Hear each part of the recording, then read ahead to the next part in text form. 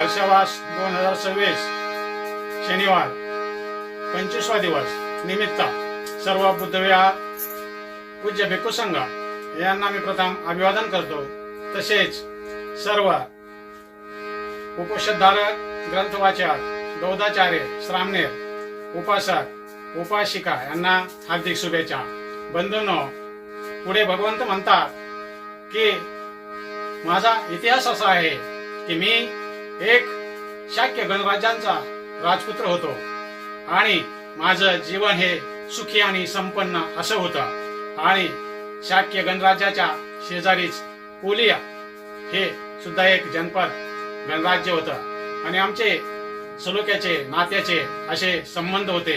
आणि अशा गणराज्यामध्ये मी 20 वर्षाचा झाल्यानंतर शाक्य संघाचा सदस्य झालो आणि शाक्यांच्या दरबारात राजपुत्र म्हणून भाग घेऊ लागलो आणि प्रत्येक गोष्टीचं शिक्षण आणि जनतेच्या प्रश्नांचा वर चर्चा करू लागलो।